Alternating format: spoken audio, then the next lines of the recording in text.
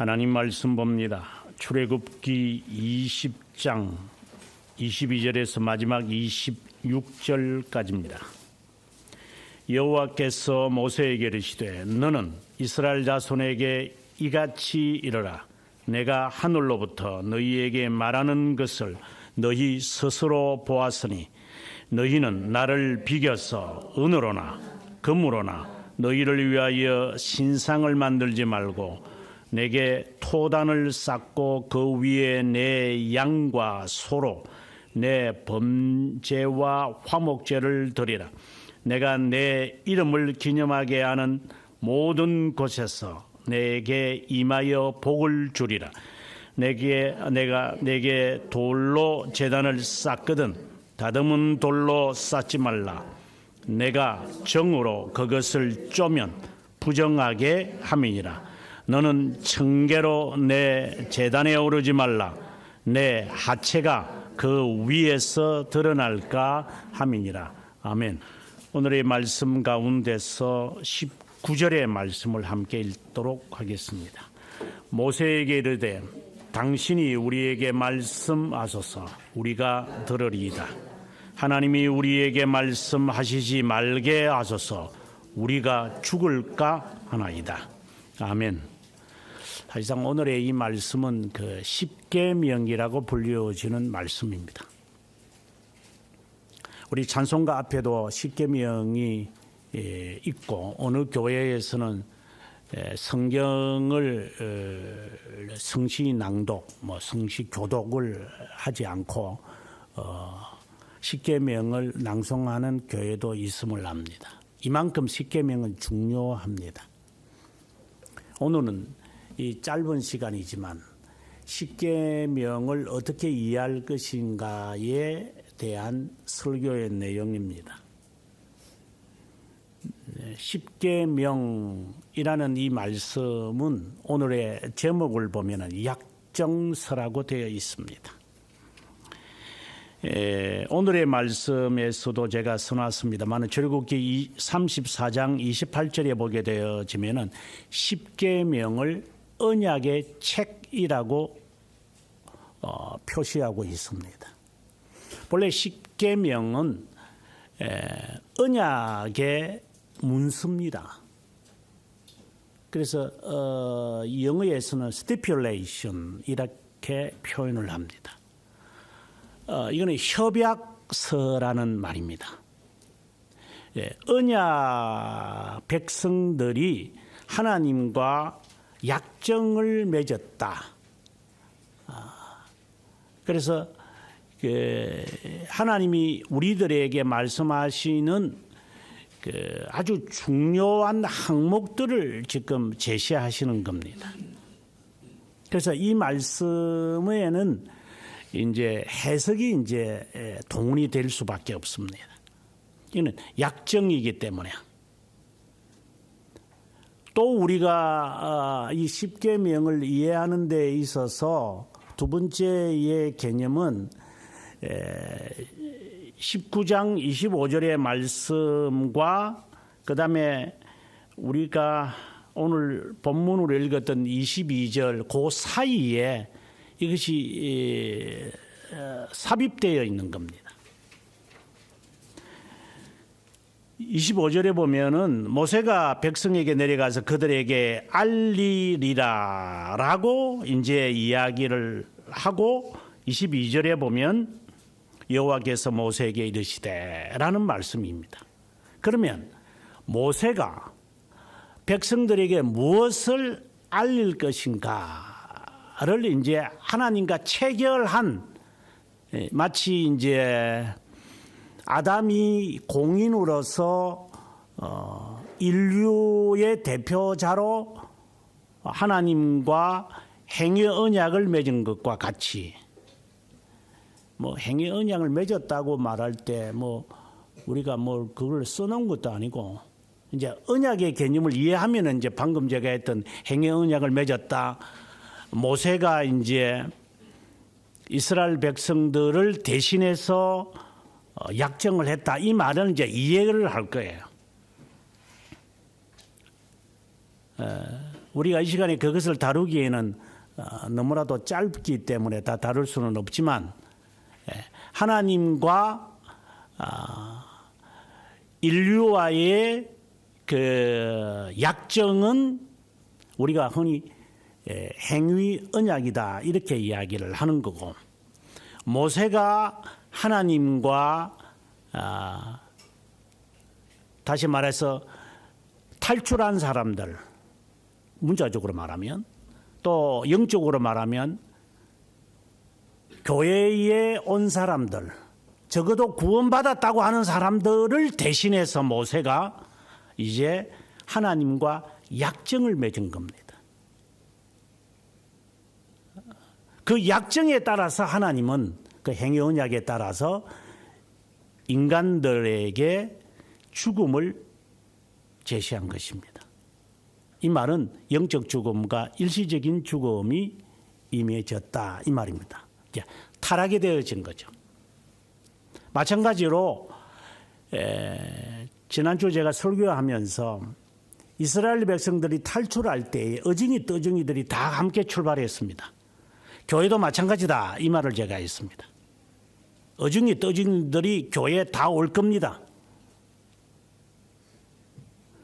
그들을 이제 걸러내야 됩니다. 걸러내는 것도 있겠지만, 또 하나는 그대로 살고자 하는 사람, 참으로 하나님의 자녀들, 중생된 자들을 어떻게 바르게 살게 하여 복을 받게 할 것인가, 이 지상의 험한 세상에 살면서 기쁨을 가지며 어떻게 살게 할 것인가 라고 하는 이런 그 규정을 이제 하나님은 모세를 대표로 해가지고 그와 약정을 맺습니다. 그 약정에 따라서 이제 우리는 우리도 하나님의 자녀다, 나도 중생된 사람이다, 이렇게 우리가 그냥 잠정적으로 합시다. 중생에 대한 확신이 있는지 없는지는 잘 모르겠지만, 그 약정을 지키는 자들을 볼 때 내가 약정을 지킨다면, 매우 조심스러운 말이지만 하나님의 자녀가 된다라는 것이 아니라 하나님의 자녀로서의 권리다. 그것이 스스로 인식이 되겠죠. 내가 하나님의 자녀구나. 이제 내가 양자된 자로서 하나님께 기도하면 하나님이 들으시는구나. 그리고 하나님이 행하실 것이구나. 그래서 나는 이제 기다리면 되는 것이다. 이러한 그 확고한 확신에 이제 있겠죠. 물론 이제 이런 확신이 없는 자들이 수두룩하니까 더 이상 무슨 할 말은 없지만, 시험을 칠 때에 자기가 100대 1이든 200대 1이든 50대 1이든 된다는 확신 없이 공부합니까?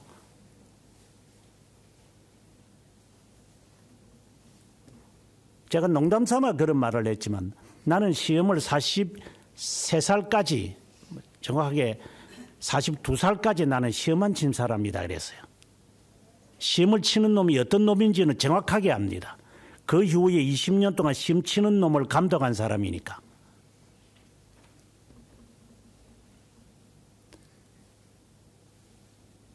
그렇게 보면은 제 인생의 40년 이상을 저는 시험과 관련을 가진 사람입니다. 어떤 놈이 시험 치는 놈인지는 압니다. 어떤 놈이 시험에 떨어질 놈도 압니다. 이 말은 어느 놈이 진짜인지 가짜인지 어느 정도는 파악해낸다 이 말입니다. 시험을 쳐본 사람이고 시험을 감독한 사람이기 때문에 40년 했으면 그 정도는 해볼 만하죠, 인생에서.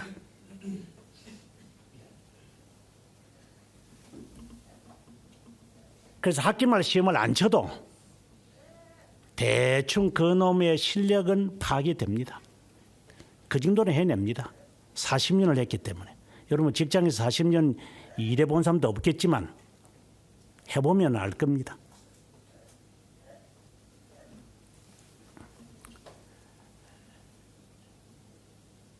하나님의 자녀로서 살아가는 자가 어떤 놈이어야만 하는지는 적어도 파악해냅니다. 자기 스스로도 확신을 갖습니다. 이 확신이 진짜배기 확신인지 착각인지도 점검이 될 겁니다.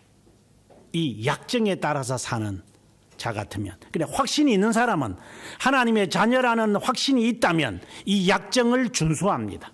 왜? 이것은 바로 그것을 위한 거기 때문에. 이것을 우습게 하는 자들은 이 약정에 대한 의미를 인정 안 하는 것이니까. 어때서 그건 그렇더라도 우리는 이렇게 사는 거지. 그따위 식으로 살아갈 겁니다.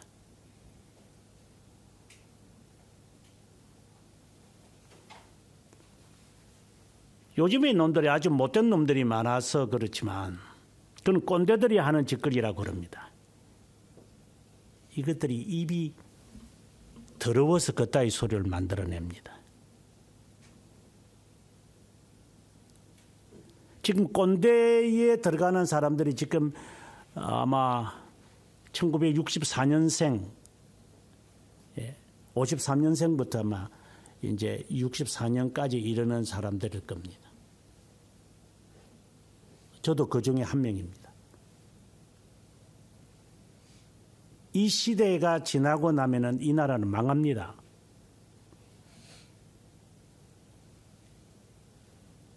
이 농담으로 얘기하면 안 됩니다.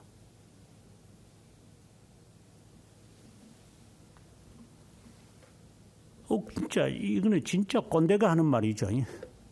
그러나 점점 지금 드러나고 있습니다. 교육이 망하고 경제가 망하고 사회가 망하고 그리고 도덕성이 망하고 있습니다.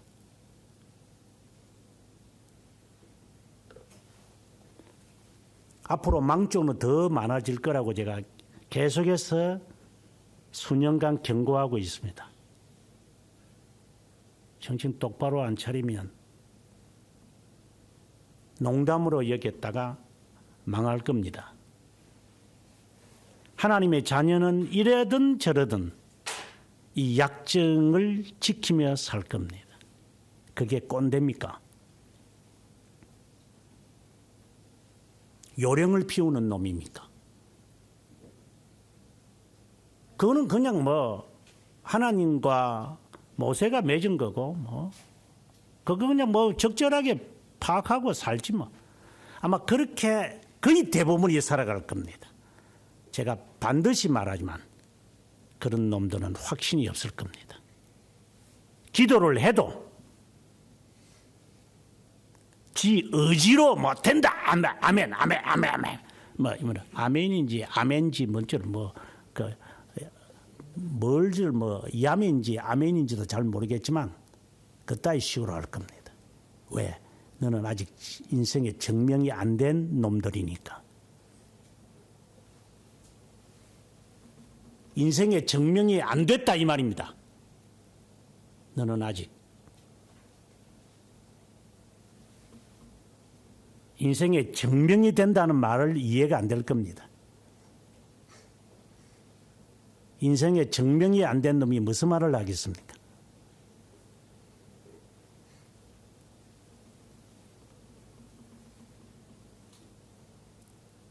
다 후회할 일들인데. 증명이 된 사람은 단단합니다. 왜? 그 소망을 가지고 살아가기 때문입니다. 그래서 하나님의 자녀는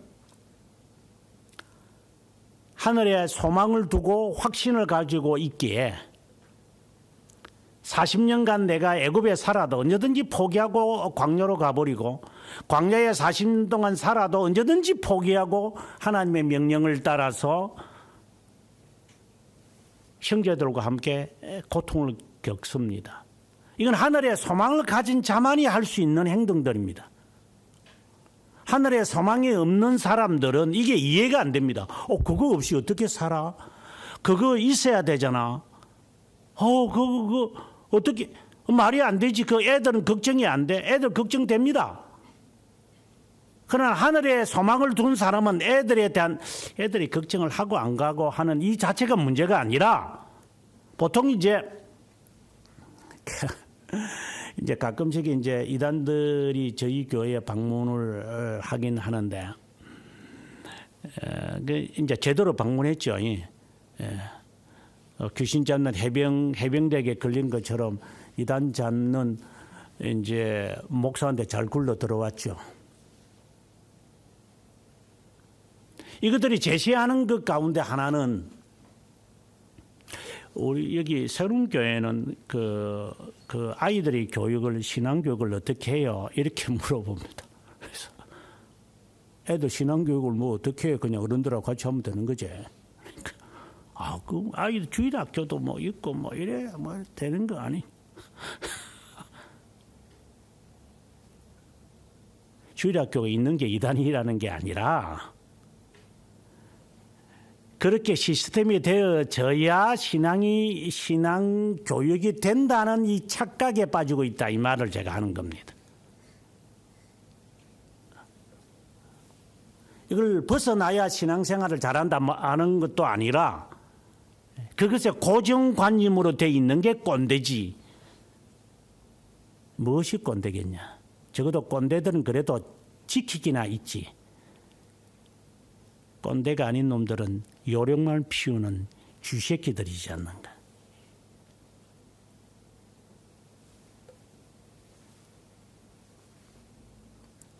하나님의 자녀는 이래도 저래도 약정을 지킵니다. 왜? 그래야 사는 거니까. 요령을 피우는 놈들은 이래도 저래도 안 합니다. 왜? 내 신분이 양자가 아니기 때문에.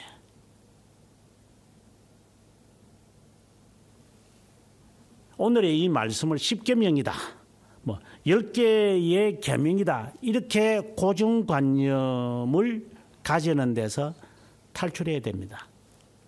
이거는 약정수입니다. 하나님의 자녀는 반드시 이것에 따라서 살아야 합니다.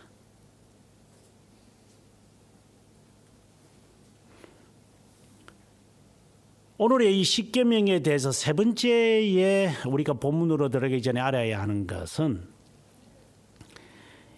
십계명 이 자체가 약정서가 앞서 말씀드린 대로 12장 25절 마지막 절에서 시작을 하여 오늘 본문 21절까지 22절부터 우리가 읽었으니까 그 사이에 끼어 들어간 거라고 했습니다. 이 끼어 들어간 이 말씀을 가지고 이제부터 23장 19절까지 하나님은 이제 십계명에 대한 어떻게 보면 해석이라고 해야 될 겁니다. 조금 덧붙이는 부칙을 하나님은 붙입니다. 법에는 정칙이 있고 그 다음에 거기에 따라서 부칙들이 있습니다. 세부 사항들이 이제 조항이 막 들어갑니다. 그리고 시간이 지나면 이제 부칙들을 붙이겠죠. 그것처럼 이것은 하나의 법이기 때문에, 우리 흔히 말하는 도덕법이기 때문에 의식법하고는 다릅니다. 의식법, 뭐 사회법, 이제 레위기에 보면 이제 의식법이 나오고 사회법이 주로 나오지만 그것과는 좀 다르게 이건 도덕법입니다. 그래서 이 하나님께서 하나님의 자녀들에게 이 십계명을 주어서 이것에 대한 부칙을 23장 19절까지 언급을 하고 그 다음 20절부터 시작을 해서 이제 이것을 준행하기 위한 이제 성막 짓는 규례들을 하나하나 자세하게 설명을 합니다. 오늘의 이 말씀에 대한 개념이 설정이 안 돼 있으면, 물론 제가 다음 주에 이제 조광목에 대한 이야기를 하겠지만 이해가 안 됩니다.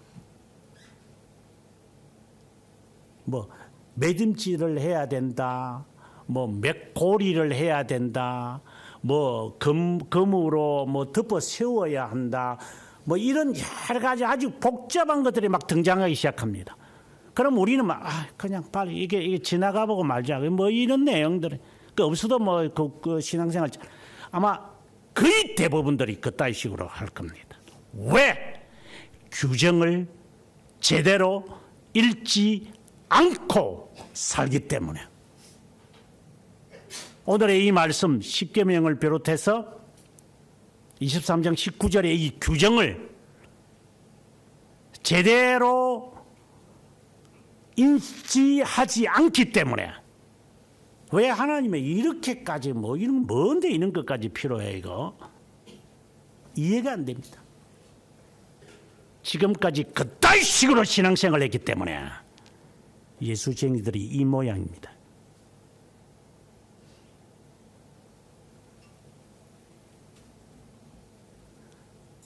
그따위 식으로 하나님의 약정을 등시했기 때문에 삶이 무질서한 대가를 치르는 겁니다. 약정에 대하여 정확하게 파악해서 하나님이 왜 이렇게까지 하나 세목 하나에 들어가기까지 규칙, 규정을 정하셔서 해내려 가시는지.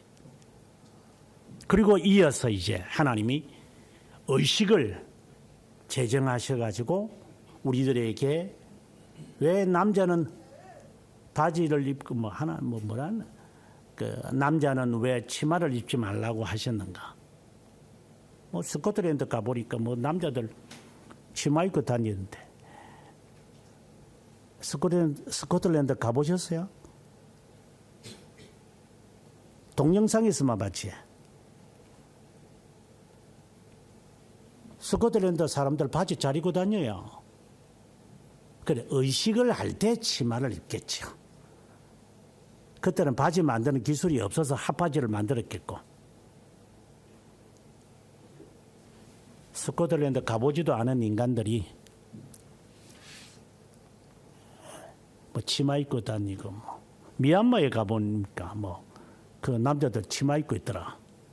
그래서 성경은 틀리지 않았어요. 뭐 이런 이따위 말들을 가끔씩 하는 애들이 있어서 네 미얀마 가봤어? 아니요. 그 스코틀랜드는? 아니요. 그러면 그 말 하지 마 그냥. 그만둬 임마. 가보지도 않은 이야기를 인용하고 있어. 아무튼 의식법과 그 다음에 사회법이 있습니다. 구체적으로 하나님이 말씀합니다. 왜 이 말씀을 하시는가? 신앙고백서에 이어서 이제 대교리 문답과 소교리 문답 그리고 하이델베르그 교리 문답서에서 십계명을 다룹니다. 매우 중요하게 다루는 이유는 이 말씀이 우리의 삶의 규범이기 때문입니다. 아주 쉬운 예로서 하나님이 교회에 주신 외적 수단이 세 가지입니다. 하나는 말씀이고 하나는 기도고 하나는 성례입니다. 이 세 가지를 이제 교회는 행사를 하게 됩니다. 그러면 말씀은 뭡니까? 그러면 오늘 제가 하는 설교라고 우리가 보통 이해가 됩니다. 말씀입니다. 말씀 선포입니다. 그러면 기도는 어디에 있습니까? 주기도문이죠. 그래서 주기도문을 해석합니다. 그 다음에 성례는 어디에 있습니까? 라고 해서 성례에 대한 설명을 아주 자세하게 합니다. 칼빈 선생도 마찬가지입니다.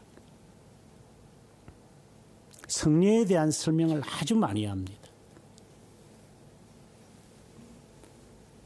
그런데 말씀 선포에는 설교로만 제한하지 않습니다. 왜? 말씀이 바로 그리스도이기 때문에 그리스도를 제시하는 십계명을 대상으로 삼습니다. 그래서 말씀이라고 할 때는 율법과 관련 짓는 십계명을 해석하여 말씀이 교회에서 외적 수단으로 선포되어지는 것을 대신하는 겁니다. 그래서 십계명, 주기도문, 그리고 성찬, 이것이 이제 교회가 성도들에게 제시할 수 있는 외적 수단들입니다. 그래서 오늘 이 십계명은 삶도 말씀도 그리고 성경에 있는 진리를 깨닫는 데 있어서 아주 중요한 내용의 말씀입니다. 오늘 이 말씀을 해석하게 할 때 우리말과는 상관이 없습니다. 우리말은 별로 의미도 없으니까, 우리말이라 조선어는 별로 필요가 없으니까 그냥 이해하기 위해서 그런 뜻이구나 하기 위해서만 보는 것이고 그 이상은 별로 의미가 없습니다. 그 번역하는 애들이 그렇게 번역을 해놨기 때문입니다. 2절의 말씀과 8절의 말씀과 그리고 12절의 말씀에 주목해야 합니다. 2절의 말씀부터 시작을 해서 우리가 십계명이라고 말하는 17절까지에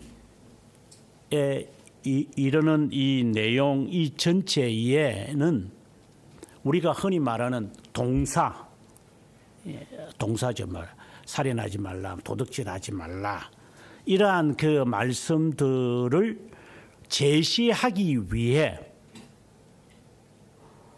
현재 분사 구문이 이루어집니다. 2절에서는 너 하나님 여호와인 나는 이렇게 시작을 합니다. 왜 하나님이 나 외에 다른 신을 섬기지 말라고 하셨는가? 이것에 대한 분명한 분사 구문, 이게 이제 삽입구라 그러죠. 보통 문법에서는. 이 삽입구를 잊어버리면 안 됩니다. 나는 너희 하나님 야훼다. 야훼이신 내가 지금 말한다. 이렇게 이제 시작을 하는 겁니다. 그다음에 8절의 말씀도 마찬가지입니다. 이제 8절부터 시작을 해서 11절에 이르는 이 내용은 안식일에 대한 이야기입니다. 상당한 설명을 많이 합니다. 8절에서 11절까지 갑니다. 이것을 이제 안식일을 이해하기 위해서 이렇게 선언합니다. 안식일을 기억하면서 거룩하게 지켜야 한다. 그러니까 기억한다는 말이 중요한 말입니다. 기억을 해라. 그 다음에 세 번째 12절의 말씀에 보면은 구체적으로 뭐 공경해라, 살인하지 말라, 이렇게 동사들이 등장합니다. 이렇게 해라 이렇게 말을 할 때 중요하게 다루어지는 것은 12절에 공경하면서 이렇게 나옵니다. 그래서 여기에 부모라고 하는 것은 이거 뭐 어버이날 지키라고 하나님이 이 말을 하셨다고 말한다면은 진짜 워크 신고 가가지고 그냥 초대뼈 한 대 까버려야 됩니다. 교회에서 왜 어버이날을 지켜야 됩니까?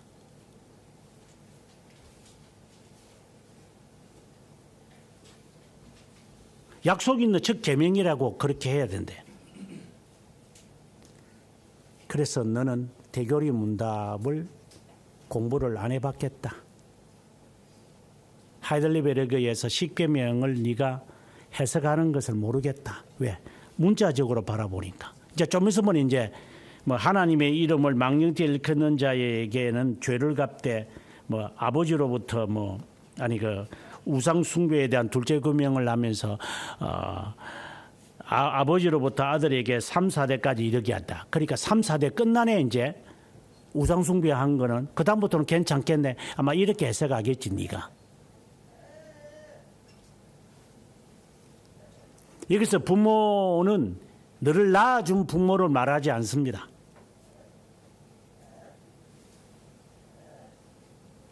여기서의 부모는 너보다 나이가 있는 모든 자들에 대한 총칭입니다. 예를 들면 노인일 수도 있습니다. 노인. 그리고 우리가 뭐 동장에서 그런 말을 합니다만은 너보다 나이가 5세 이상이 되면은 그 공자의 말을 빌리면은 5세 이상이 되면은 너의 선배가 될 것이고 10살 이상이 되면은 너의 부모에 해당된다. 이렇게 말합니다. 그러면 집구석에서는 이 부모한테는 잘하고 밖에 나가서 10살 이상 되어지는 사람한테는 막대도 된다는 거가 어디서 그 따위를 배웠습니까? 제가 항상 하는 말이지만 학교에 가서는 한 살 많은 언니한테나 형한테는 존댓말 쓰다가 집구석에 와가지고는 네 나이가 9살이나 10살이 많은 형님이나 누나한테는 반말을 직직하나? 어디서 대먹지 못한 게 그따위로 대먹고 있어요.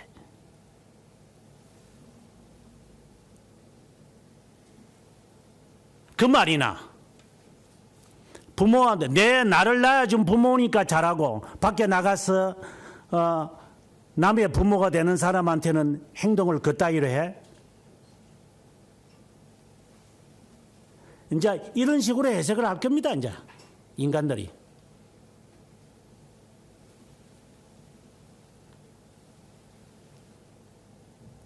늘 낳아준 부모는 별로 의미가 없어요.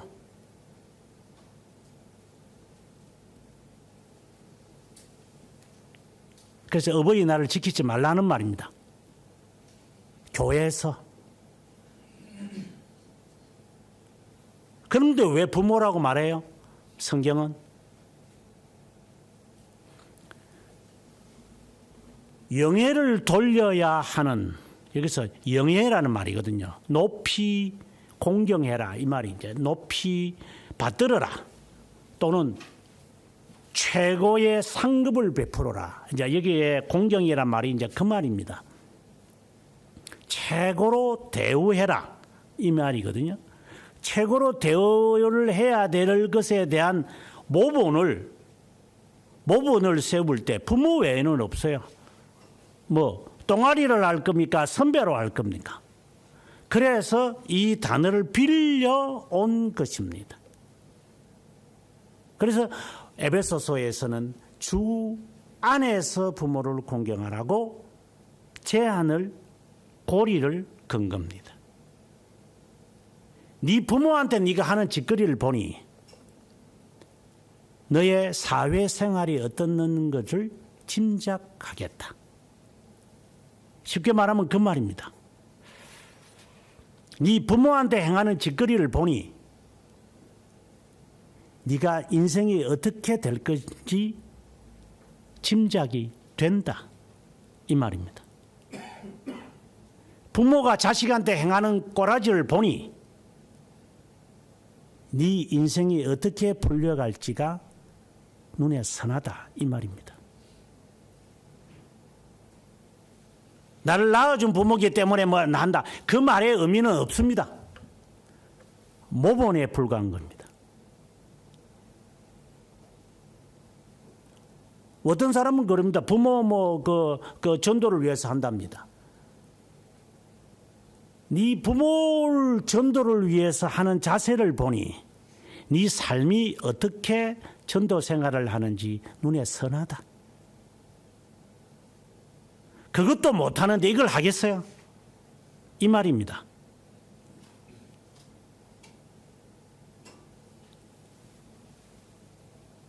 이것은 단순히 부모만을 말하는 게 아니라 이게 부모만을 공경하라 이렇게 되어 있지 않으니까 이것은 대용어입니다.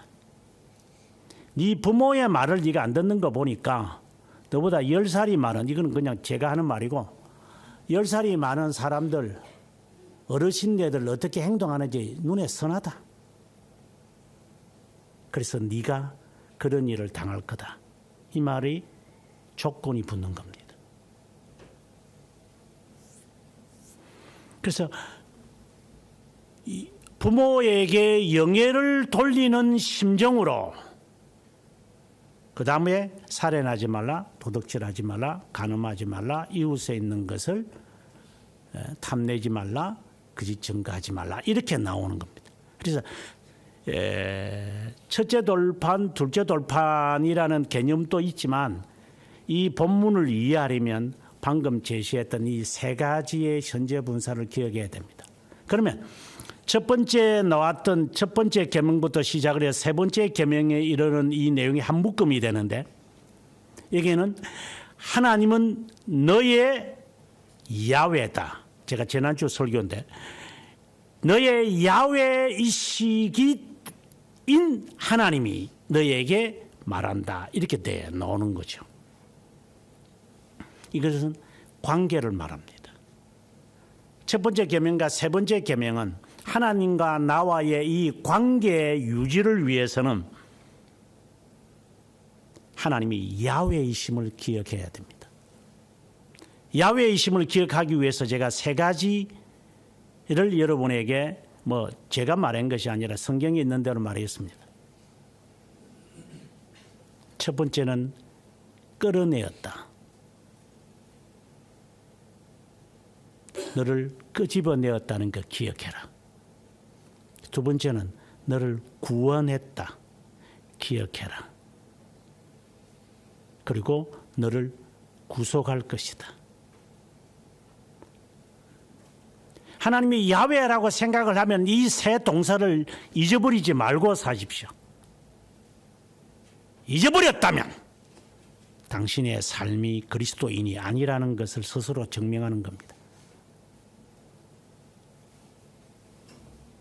동시에 하나님은 우리들에게 또다시 세 가지를 첨부합니다.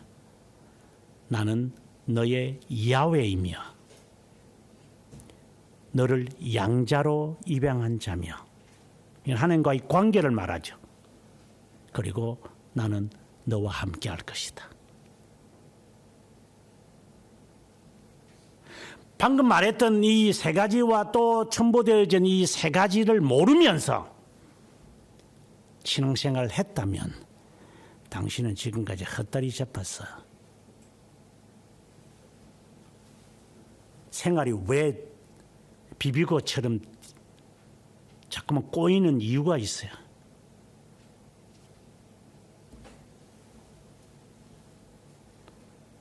그러면 안 믿는 사람을 말하는 게 아니라 믿는 사람들을 말합니다. 예수쟁이들을.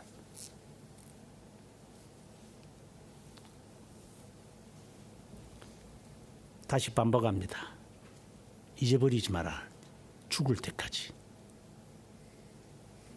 하나님이 너를 끌어내었다. 하나님이 너를 건져낸다. 하나님이 너를 구속할 것이다.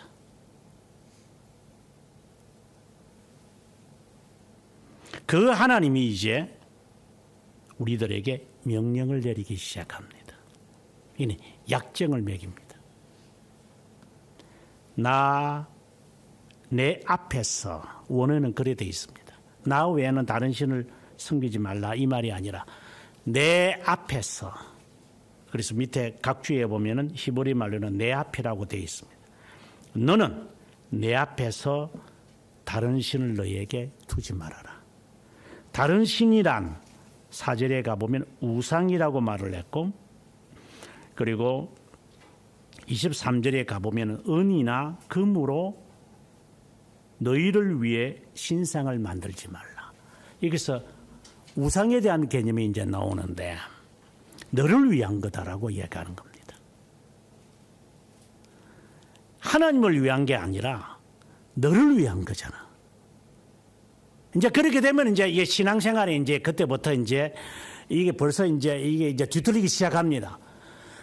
하나님을 신뢰하거나 하나님을 바라보거나 하나님을 위한 것이 아니라 내 새끼를 위한다, 내 업을 위한다, 내 돈을 위한다, 내 건강을 위한다, 이렇게 되면 그때부터 우상이 되기 시작합니다. 이건 벌써 첫 번째 계명부터 뒤틀리기 시작하는 겁니다. 하나님을 위하여 하는 것이냐, 너를 위해서 하는 것이냐, 너를 위해서 사는 것이냐, 하나님을 위해서 사는 것이냐가 결정이 되어지는, 관계가 형성이 되어지는 겁니다.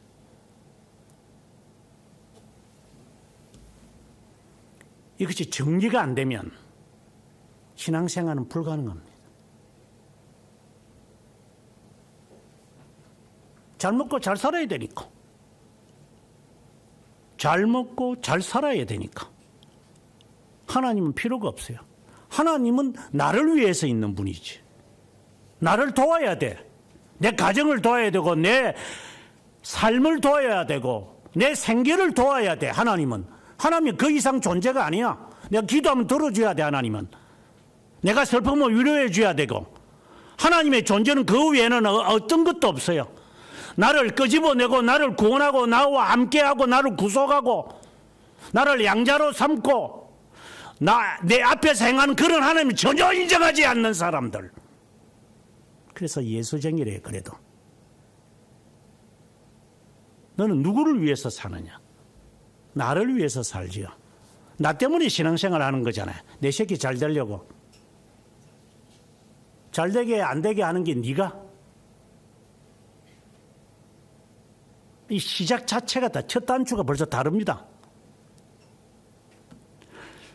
제가 어렸을 때는 지금에서 생각하면 제 모친이 계모였다라고 생각할 정도였다 그랬죠. 왜? 이게 성경을 안 외우면 학교를 안 보내니까. 학교를 안 보내다니 이게. 그래서 저는 지각한 데가 한두 번이 아닙니다.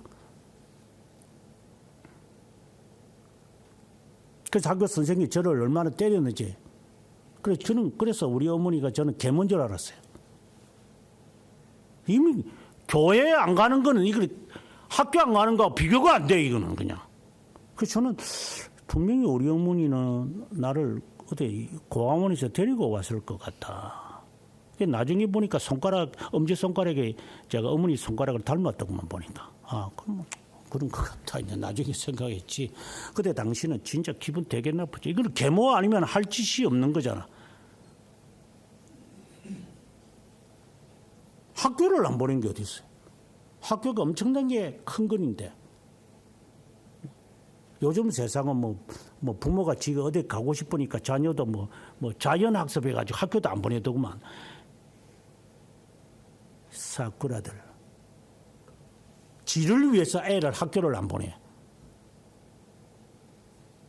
그는 진짜, 그는 지가 차는 일들이고, 애를 위해서 지가 포기하는 게 아니라 나를 위해서 애를 학교를 포기하게 만드는 세상에 대해서는 더 이상 할 말은 없고, 이건 갈 때까지 간 거고, 이거는.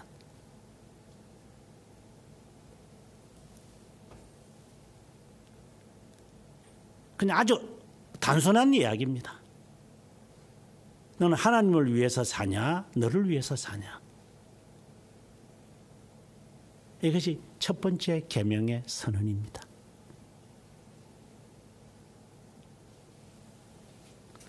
그러니 그 다음부터 4절에 가서 자신을 위해서 이제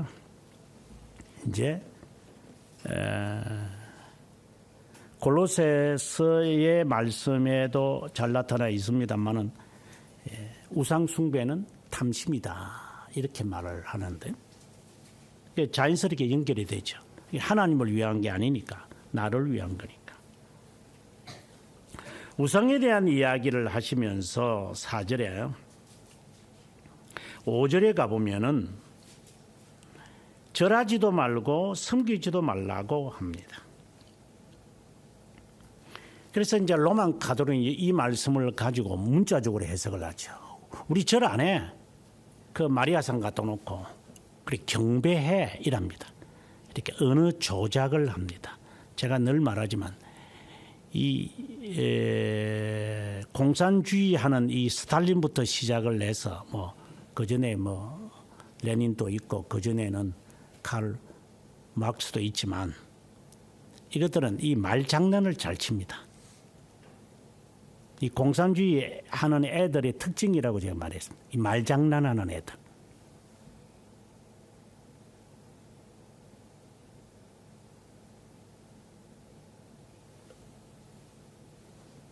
그래서 한국의 이 말장난하는 놈들을 보시면 압니다.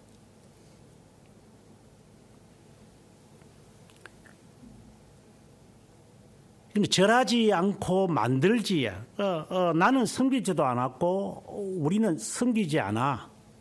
라고 하면서 예배당 안에 온갖 우상들을 다 갖다 놓습니다. 바티칸에 가서 여러분들이 20m짜리의 그런 여러 동상들을 보셨을 겁니다. 예수님의 동상은 하나도 없습니다.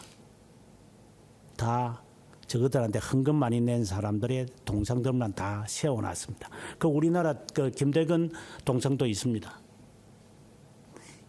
전에 가니까 없더만은 이번에 가서 바티칸에 가니까 있더라고 보니까. 절하지 않는다, 섬기지 않는다라는 말은 문자적인 의미가 아니라 이것은 예배를 드리는 히브리인들이 예배를 드리는 자세를 말합니다. 그래서 절하지 말라, 섬기지 말라라고 하는 종교적 자세를 손을 들고 팔이 굽혀지지 않기를 기도한다. 이제 이렇게 성경에 놓으니까 지금 이제 교회들마다 손 들고 기도하겠지. 손 들고 기도해야 되니까 팔이 굽혀지지 않게. 그따위 식으로 해석할 겁니다. 이것들은. 그는 예배에 하는 형식을 말할 때 나타나는 겁니다.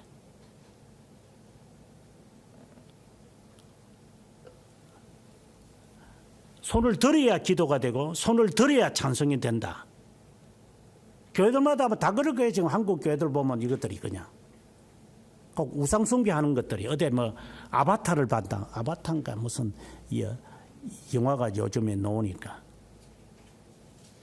배운 거는 그따위만 배워가지고 이것들이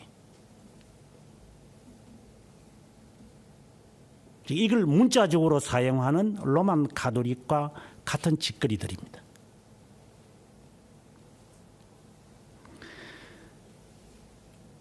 우상을 만들거나 절하거나 섬기지 않는 이는 이제 종교의 자세를 말한다고 했습니다. 하나님은 질투하는 하나님이다. 여기서 하나님의 질투라는 게 하나님에게 무슨 질투가 있습니까? 이게 의인화시킨 거죠. 이건 하나님의 분노를 말합니다. 질투는 화를 불어냅니다. 그래서 질투하는 사람들, 시기하는 사람들, 이런 사람들은 화를 잘 냅니다. 그래서 저 사람이 왜 저렇게 화를 내지 하면 아하, 저 마음에 참 질투심이 많구나, 시기심이 많구나, 투심이 많구나 이렇게 보면 됩니다.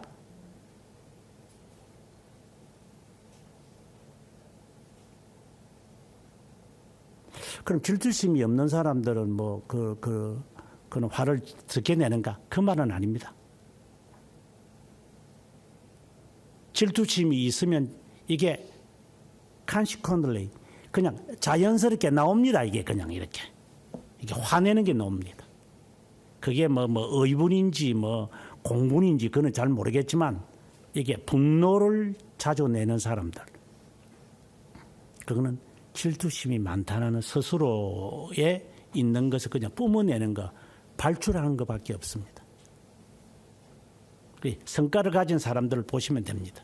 아, 저게 성깔이 못됐다가 아니라 저게 마음에 참 저게 시기심이 많겠구나. 이제 이렇게 생각하면 됩니다. 하나님이 질투한다라는 말은 하나님이 분노하신다는 겁니다. 왜 하나님이 분노합니까? 하나님 앞에 나왔으면서도 하나님께 예배를 드리면서도 예배를 드린다고 하면서 하나님을 믿는다고 하면서 지를 위해서 삽니다.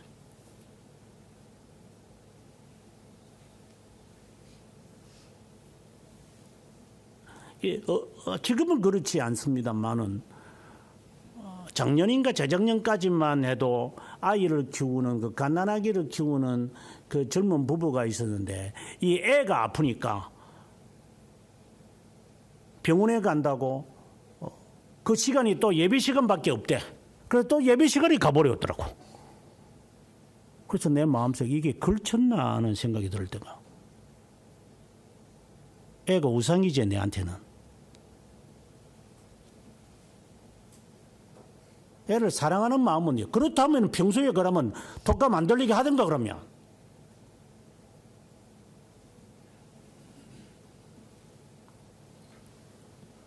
이게 주의를 예배를 드리니까 꼭 그 율법주의자처럼 보여서 좀 문제가 있긴 합니다만은 늘 조심해야지 그러면. 그래서 나를 위해서 있는 건지 하나님 위해서 있는 건지 이게 갈팡지팡이고 좌충우돌이고 이게 오리무중이에요. 이게 어디로 가는지 몰라 이게 그냥. 그래서 하나님이 분노를 내리시는 겁니다. 어떻게 내 앞에서 네가 어떤 사람은 그렇게 말을 하더구만요. 내 앞에서 네가 그렇게 행동을 할 수 있느냐. 그것은 너를 위해서 있는 거잖아. 지금 내 앞에서 이야기하는데도 지금 너는 다른 사람을 지금 꿈꾸고 있지. 그렇다면 그 상대방은 어떻게 했어요? 지금 너하고 나하고 대화를 하는데 네 머릿속에는 다른 사람이 있다면 그 사람이 기분 좋겠다. 참 잘하시네요. 그러겠다. 지금 이 시간에도.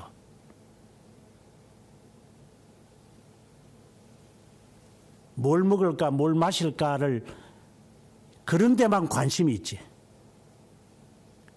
그래서 사업하는 놈들은 보면은 주일날 전화기를 얼마나 바쁜지. 어떤 놈은 예배를 드리다가도 전화 오면 밖에 나가 전화 받습니다.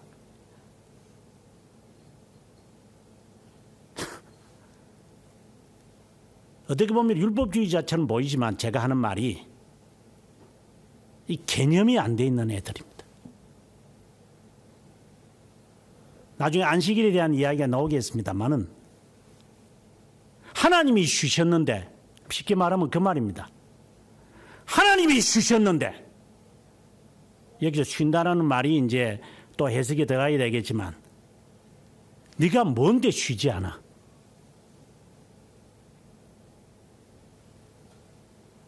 하나님의 날이라는데 네가 뭔데 마음대로 좌지우지하지?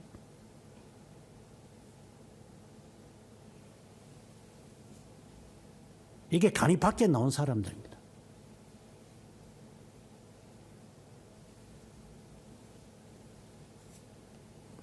겉으로 예를 들어서 살인하지 마라, 도둑질하지 마라, 간음하지 마라. 그거는 사회적 관계를 말하는 겁니다. 인간관계들을 말하는 겁니다.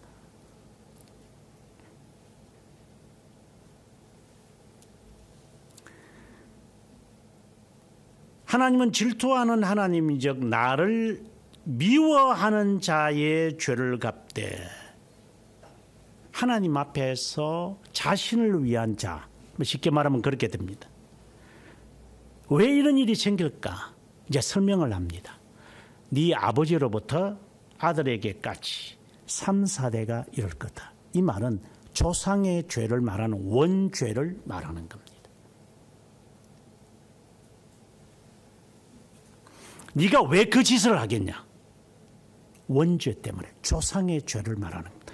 그래서 나중에 레위기에 가보게 되어지면 신명기에 가보게 되어지면은 이제 신명기에서 오늘의 십계명을 해석을 할 때 24장 16절에 이렇게 말합니다. 아버지는 그 자식으로 말미암아 죽임을 당하지 않을 것이요 자식들은 그 아버지로 말미암아 죽임을 당하지 않을 것이니 각 사람은 자기 죄로 말미암아 죽임을 당한다. 이게 이제 덧붙여진 말씀입니다. 신명기이기 때문에. 그래서 오늘의 이 말씀이 3, 4대까지 간다는 말이 조상의 죄가 때문에 네가 그 일을 당한다 이 말이 아니라 조상이 그렇게 행하는 그 짓거리. 그래서 동방정교회에서는 조상의 죄를 원죄라고 말합니다. 너는 조상이 하는 짓거리 그대로 하고 있어. 이 말은 네 습관과 DNA가 그대로 남아 있어.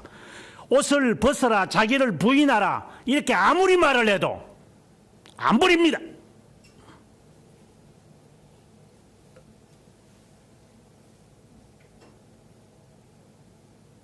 재능을 말하는 게 아닙니다. 습관을 말하는 게 아닙니다. 네가 갖고 있는 버르장머리를 말하는 겁니다.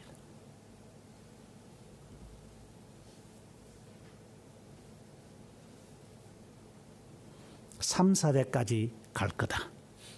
이 말은 네가 살 동안 네가 그걸 볼 거다.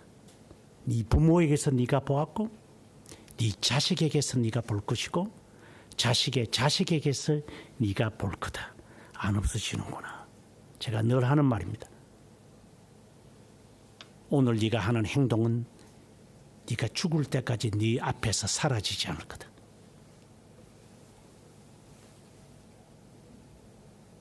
왜? 너는 너를 위해서 살았기 때문에.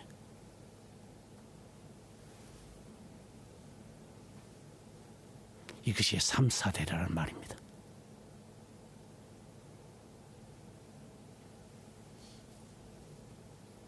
하지만 하나님 앞에서 하나님의 분노를 자아내지 아니하려고 하는 사람들,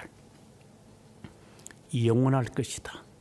이 말은 영원히, 이것은 하나님의 영원히 이거 조건이 돼가지고 영원히 사랑하겠다 이 말씀이 아니라 하나님에게서 이미 영원에서 선택된 자임을 이미 말하는 겁니다.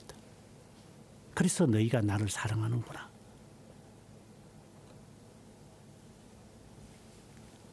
세 번째 계명 7절에 갑니다. 너는 여호와의 이름을 함부로 잘못 사용하지 말라. 이건 맹세를 말합니다. 그래서 23장 신앙고백서, 웨스트민스터 신앙고백서에서 이게 설명을 잘합니다.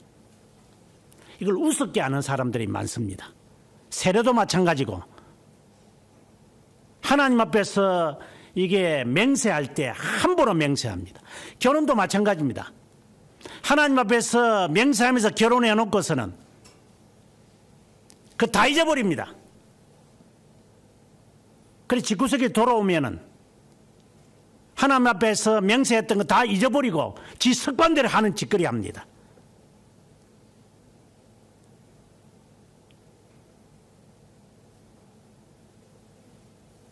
하나님이 죄 없다 하지 아니할 것이다. 하나님의 이름을 함부로 망령되게 사용을 합니다. 그건 그거고 그냥 뭐. 세례 때 내가 바둑에 했든 안 했든 네가 하나님 앞에 맹세한 것을 어겨놓고 네가 무엇을 네가 어기지 않겠냐. 이미 맹세는 깨어졌어. 앞서 제가 부모가 뭐 자식을 낳는 게 부모가 라는 것처럼 뭐 하나님 앞에 뭐 결혼식 했다고 해서 그게 결혼이가?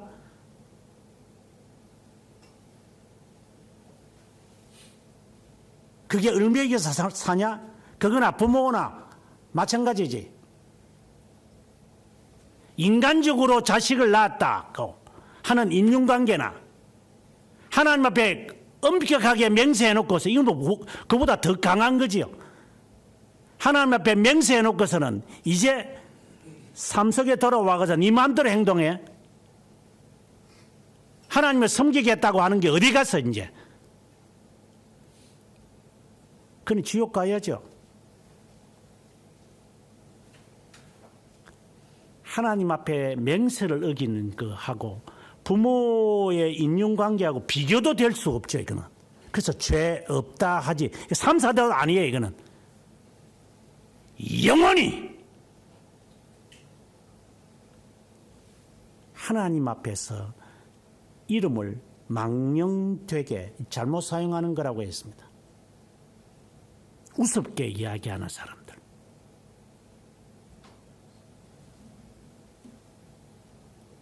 지가 낳은 놈은 하나님보다 더 크다.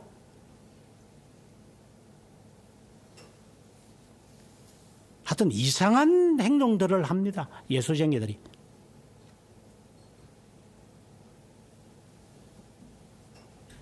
그래서 하나님과의 관계를 우리들에게 세 가지로 말한 겁니다. 나는 야훼다. 내 앞에서 너를 위하여 살지 말라. 내 이름을 함부로 잘못 사용하지 마라.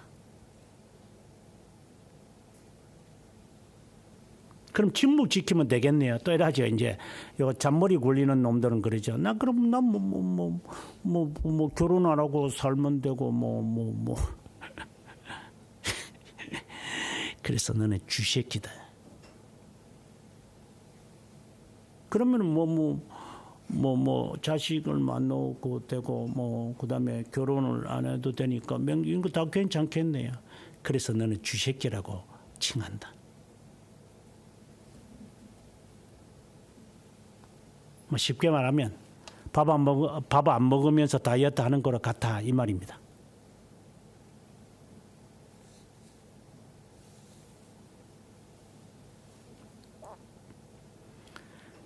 이제는 하나님께 예배를 드리는 자의 자세인 안식일을 말합니다. 이건 기억해야 합니다. 두 가지를 기억해야 됩니다. 하나는 하나님이 창조자임을 11절에 잘 나타나는데 하나님은 창조자다. 하나님의 창조를 기억해라 하는 것이 첫 번째입니다. 두 번째는 하나님이 구속자임을 지금 선언하는 겁니다. 그래서 하나님이 그 날을 복되게 했다라는 말입니다. 하나는 창조자 하나님이고 하나는 구속자 하나님을 지금 말하고자 하는 겁니다. 이것은 마치 하나님이 쉬셨는데 네가 왜 쉬지 않는데 이 말과 같은 말입니다. 하나님이 창조하시다가도 쉬셨다. 그러니 너가 쉬어야 되지 않겠느냐. 아주 쉬운 이야기입니다. 하지만 그렇지 않습니다. 왜? 예수 그리스도가 안식일의 주인이기 때문에. 그래서 구속자라는 개념이 이 안에 들어갑니다. 그러면 예수님께서 왜 인자는 안식일의 주인이라고 말씀을 하신 것인가? 소가 물에 빠지면 소 건지러 안 가겠느냐? 그리고 배가 고프니까 예수님의 제자들이 이삭을 비벼서 먹었습니다. 그때 예수님이 하셨던 대답입니다. 그러면 앞뒤가 안 맞는데? 안식일은 토요일이잖아. 그러면 지금은 부활할 날을 기념해서 오늘 같이 주일을 지키는데, 그러면 예수님께서는 급한 일이 있으면 그럼 가서 건져주라고 했는데, 그러면 예수님이 주인이니까 마음대로 법을 했다가 안 했다가 그렇게 하시는 건가? 그래서 주일에 대한 개념을 사람들이 가질 때에 급한 일이 있으면 해야지. 방금 이야기한 것처럼 애가 아프면 빨리 병원 가야지. 그 예배 가는 거 중요한 거야. 그냥 예배를 아무 데나 가서 보면 되는 거고 애가 지금 다 죽어가는데 그 애를 해야지. 이제 이런 식으로 하겠죠. 마치 지가 주인인 것처럼. 지가 주인이에요, 이제. 도둑질 한다는 이 말에 대한 개념을 그는 상실하고 있을 거예요. 지가 마치 예수님인 것처럼 안식일을 제정하신 율법 수요자인 하나님인 것처럼 지가 행동을 하는 그런 행동이니 이거야말로 진짜 야단, 사단이 난 거죠. 지가 판단 다 하니까. 예수님을 흉내내는 거니까. 정말 이거는 막장 드라마입니다. 예수님께서 안식일이 주일이다 라고 말씀하시는 것은 구속자 하나님에 대한 말씀을 선언한 것입니다. 왜 안식일이 있는 겁니까? 하나님이 6일을 창조하신 후에 쉬셨기 때문이다. 맞습니다. 이 말은 그분의 명령을 따르는 겁니다. 뭐 쉽게 말한다면, 야, 사장이 쉬겠다는데 그 부하 직원들은 하는 거 당연한 거 아닌가? 뭐 쉽게 말하면 이제 그런 말투입니다. 하나님이 쉬셨다는데 네가 왜 안 쉬는데? 그래서 조건을 붙이는 겁니다. 6일 동안은 네 모든 일을 다 해라. 그럼 6일로 그러면 월에서부터 토요일까지는 그러면 수요 예배나 금요기도나 새벽기도 필요 없잖아. 이건 다 내 날인데 성경에 돼 있잖아. 6일 동안 네 모든 짐승 일을 다 하고. 그래서 내가 다 한다고. 또 인간들은 그런 또 잔머리를 굽니다. 내가 그럴 줄 알았어.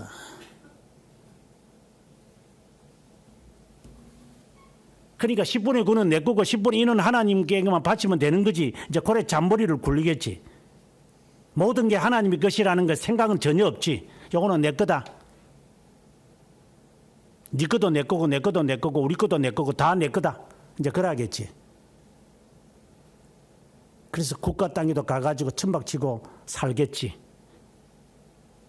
아무데나 주차하고 살겠지. 저 공터했는데 그러면 주차 안 하고 뭐 합니까? 이제 그런 식으로 살겠지, 니는. 예수쟁이들이.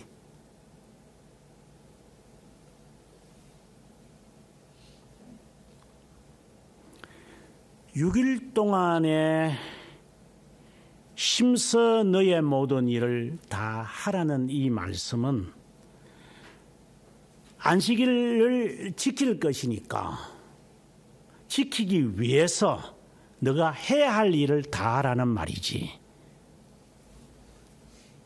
너의 일을 위해서 하나님의 그 날까지도 도둑질할 뿐만 아니라 너 하는 일까지 팽개치라는 겁니까? 오늘을 지키기 위해서 너는 어떤 일을 해야 될 것 같은가? 나다니엘 호턴이 쓴 그 소설에 보면은 그가 그 청교도들을 아주 그 못되게 그가 묘사합니다. 그 당시에 그 청교도들의 그 못된 모습, 네, 아주 적나라하게 그가 표현합니다. 저는 아주 나쁜 소설가라고 저는 개인적으로 생각을 합니다. 그가 쓴 분노의 포도주라는 소설을 읽어봐도 그의 이 성격과 그의 내심이 뭔지 아주 쉽게 알 수 있는 호턴의 그 책입니다. 그래서 별로 제가 좋아하지는 않았습니다. 하지만 청교도들을 꼬집는 이야기는 참고로 봐야 되니까 나타니엘 호턴의 책을 이따금씩 제가 읽곤 합니다. 거기에 이렇게 되어 있습니다. 당시에 청교도를, 그 사람이 청교도 시기리 살았던, 이제 미국 와가지고 이제 신앙의 자유를 찾아서 왔던 애기 때문에. 당시에 청교도들이 주의를 지키기 위해서 이게 그때는 그 사람들이 수임을 길었으니까 수임을 걷다가 이제 그 자정이 지나면 딱 그만뒀다. 자, 이런 말을 합니다. 그래서 이만큼은 깎였고 이만큼은 그대로 있는다. 이제 그게 나타니엘 호턴의 그 청교도를 비난하는, 비아냥거리는 그 글에 자주 나는 문구입니다. 그래서 지금의 그 예수쟁이들 보면 부활절 금식한다 이래가지고 쉽게 딱 보고 이제 12시 좀 지나 5분만 참아 5분 후에 그 찌개 줘. 그래 이제 시간 지킬 거니까 요 따위로 살 겁니다. 그래. 400년 전에 나타니엘 호턴이 보았던 모습이다. 그는 바리새파다. 지금 한국교회 조선 애들이 그래 그따위 짓을 하고 있지. 시계를 보고 예수쟁이 신앙생활을 하는 애들. 근데 시계도 지키지 않는 애는 그보다 더만 말할 필요도 없고, 적어도 바리새파의 말은 주님이 들으라고 했습니다. 행위는 본받지 않더라도.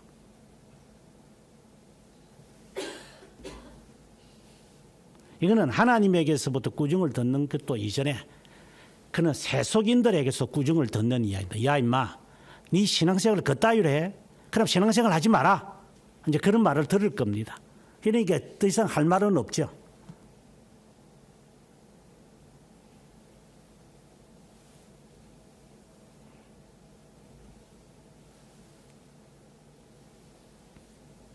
근데 또 그런 놈은 또 다른 것은 또 어지간히 또 잘났다고 또 잘난 체 합니다. 또.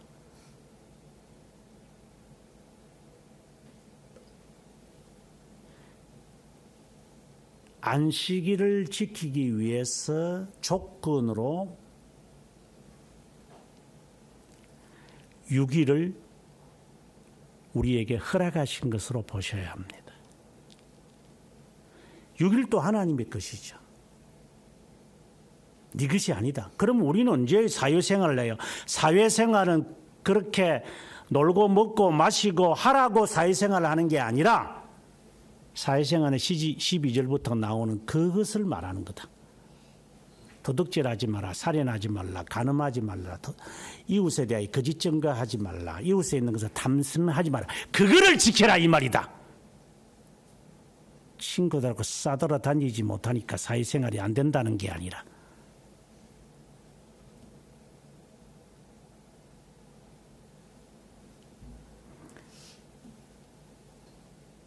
11절에 보면 여세 동안에 하나님이 땅과 바다와 하늘 그 가운데 모든 것을 만들고 쉬셨다.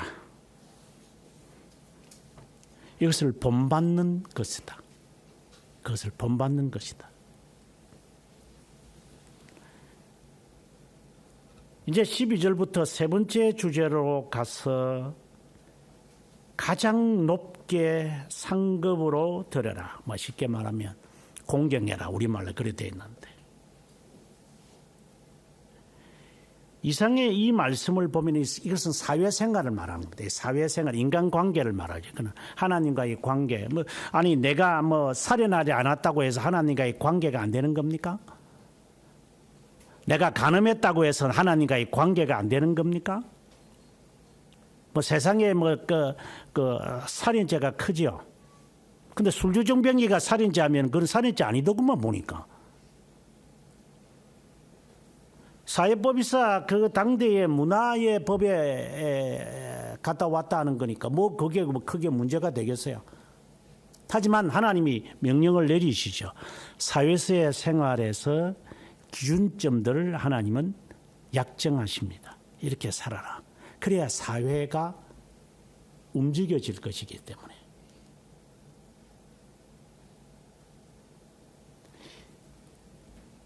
근데 이 말씀을 다 듣고 나면 이제 18절부터 이제 나오는데 백성들이 떨어요.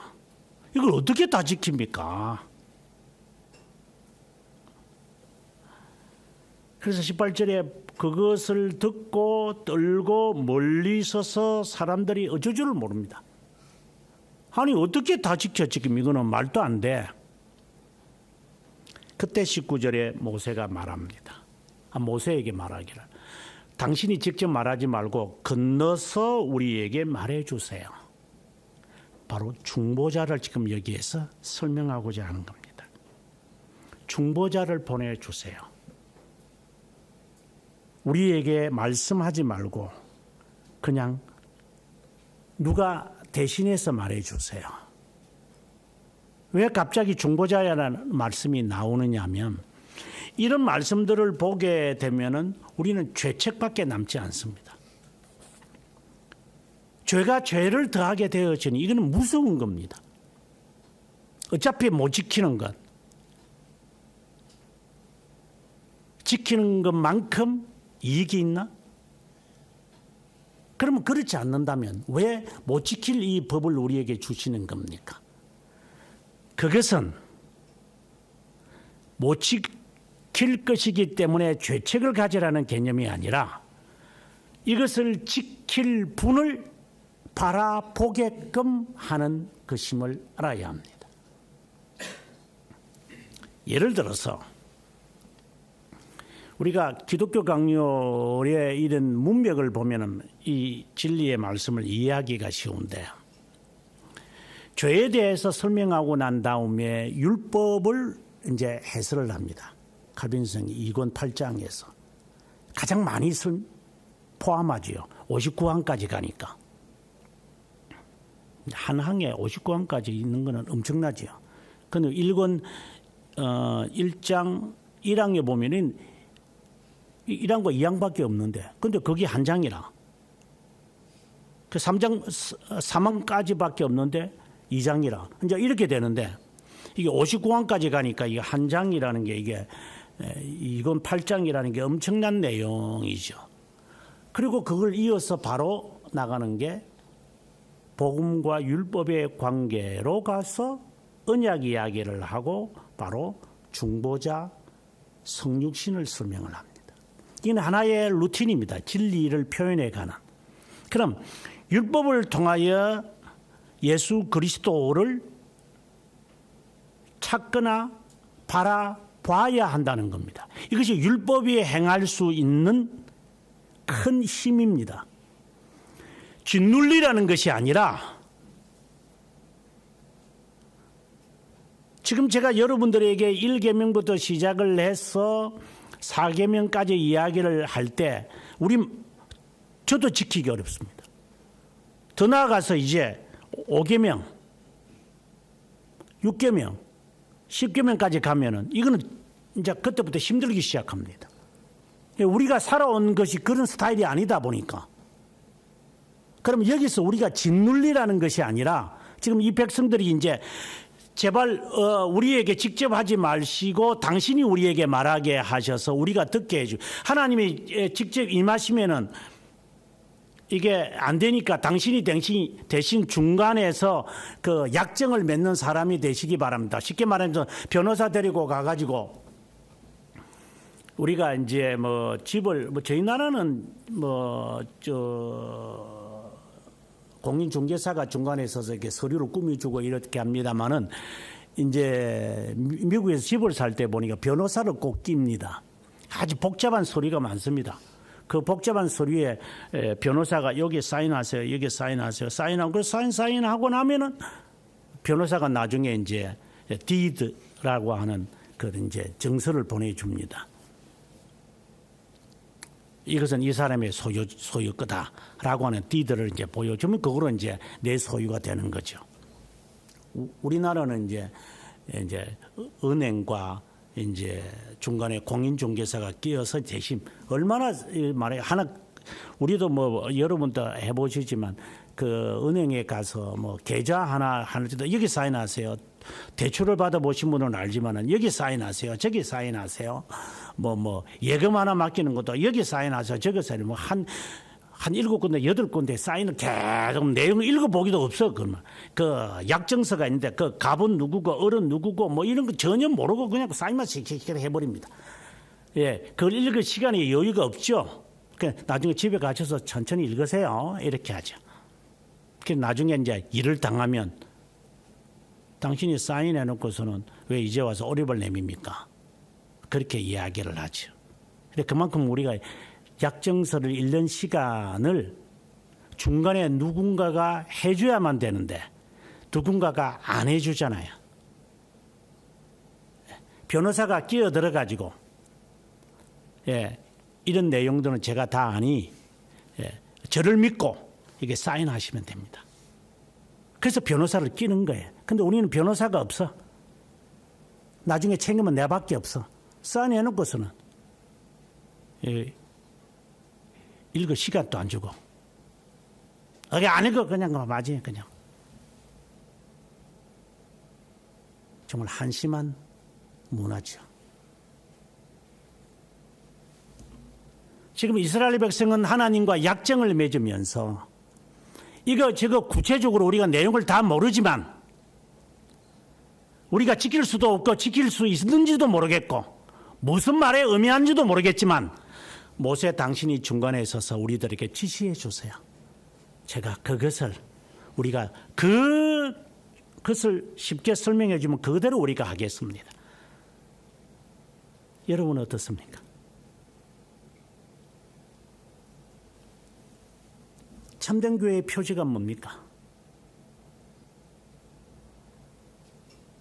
여러분들이 성경을 읽고 잘 해석이 안 됩니다. 오늘에 제가 해석한 것도 마찬가지일 겁니다. 그러면 누가 해석해 줘야 됩니까? 적어도 신학을 공부한 자들이 하는 거 아닙니까? 적어도 세상 변호사는 적어도 고시라도 쳐서 자격증이라고 얻었지. 그래서 법을 전통을 하겠지. 가정법이라든가 뭐 회사법이라든가 법인이라든가 뭐 이런 교육이라든가 뭐 여러 종류의 변호사들이 많으니까 요즘 변호사들이 많아서 뭐 또 돈도 잘 못 번다고 그러더구만. 하도 막 일들이 많으니까. 그래서 그들에게 우리는 돈을 지불합니다. 우리는 모르니까 당신이 지시하는 대로 내가 할게. 우리는 이 법을 잘 이해 못합니다. 모르는 대로 있으라는 게 아닙니다. 이 모든 것은 예수 그리스도를 향하여 있기 때문에 예수 그리스도에 대하여 정확하게 해석을 해주고 이 모든 것을 못 지키고 안 하고 싶고 싫어하는 나지만 어떻게 해서 그리스도에 대하여 알아갈 수 있도록 당신이 훈계시키고 훈련시키고 훈육을 시켜달라고.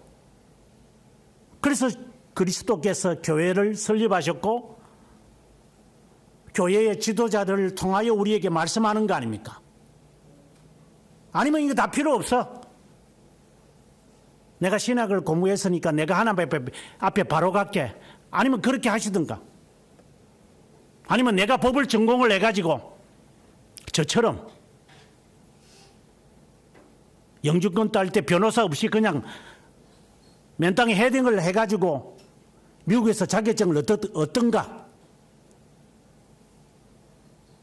그런 시간에 여유가 없거나 능력이 없으면 변호사를 사든가 1,000만 원을 주고 20만 원을 주고 해서라도 그럼 이것도 안 하고 저것도 안 하고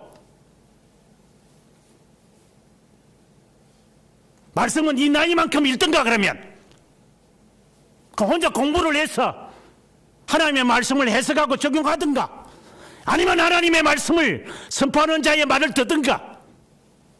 그러면 이것도 아니고 저것도 아니고 도대체 너는 뭐야?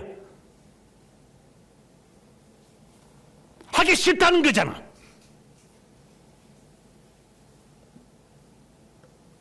조상의 죄 따라가는 것밖에 없잖아. 중생은 되어진 거야. 그러면 하나님의 자녀는 맞는 거야. 하나님을 위해서 산다는 것이 전제되어 있어요.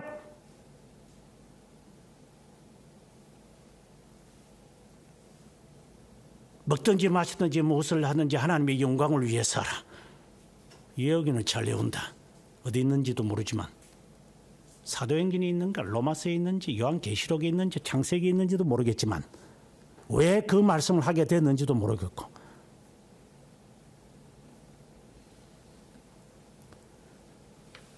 필요가 없다면 교회가 필요 없다면 네가 알아서 기든가. 그것도 안 하지 이제. 배우지도 않지 듣지도 않지 하지도 않고 그러면 당연히 대가를 치러야죠. 몸으로. 노가다는 할 수 있으니까. 운전기술만 배우면은 개인 택시를 얻으려면 사업자 등록증을 얻으려면은 열심히 운전해서 한 10몇 년간 무사고를 하든가. 그래서 돈이 있어가지고 1억이나 2억 주고 개인 운전 자격증 얻어서 살든가 그러면 학교 안 다녀도 되지. 학위가 필요 없는 데니까 그거는. 아니면 노가다판에 살든가. 그건 학위가 필요 없으니까. 그래서 돈 버나 저래서 돈 버나 돈 버는 거는 비슷하지.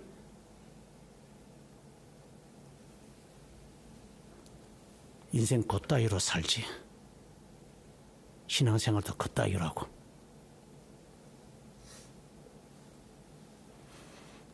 정말 나에게는 중보자가 필요합니까?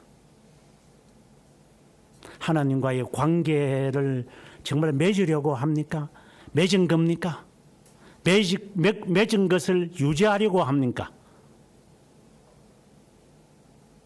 그래서 말씀을 들을 때마다 부담스럽고 뭐 이 설교를 말하는 게 아니라 말씀을 들을 때마다 부담스럽고 그래서 그리스도에 대하여 나의 중보자, 나의 변호자, 나의 보혜사, 나의 구속자, 나의 구세주에 대해서 내가 좀 더 알아야 되겠다.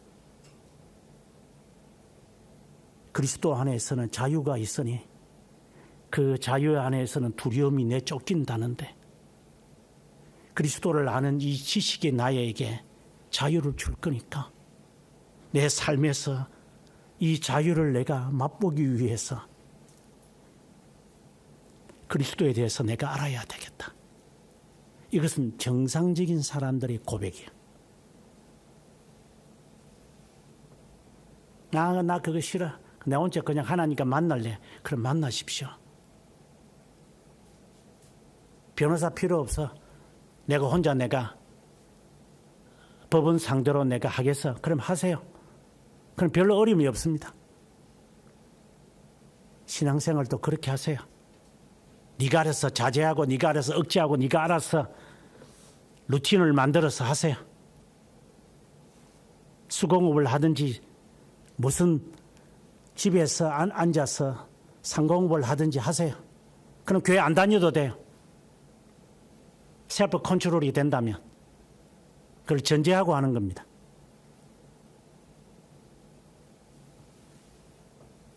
노예의식을 말하는 게 아닙니다. 종됨을 말하는 겁니다. 아니면은 순종을 하든가.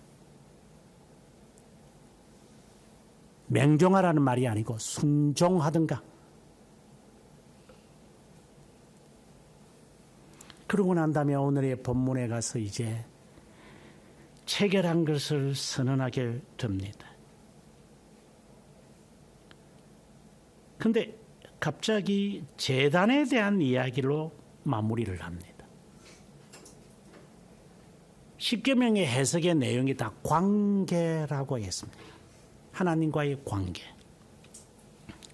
예배드리는 올바른 관계, 사회생활의 관계, 다 관계 형성입니다. 이 관계를 위해서 제단이 요구되어집니다. 그런데 그 제단에서 중보자의 개념이 뚜렷하게 드러납니다. 지금 18절에서 21절까지 중보자에 대한 필요성을 그들이 느꼈습니다. 그래서 당신이 직접 말하지 마세요. 우리가 두려우니까 당신이 대신해서 말해주세요. 이렇게 해서 모세가 이제 흑암 가까이로 갑니다. 본인이 그러면 내가 하나님을 대면하겠다.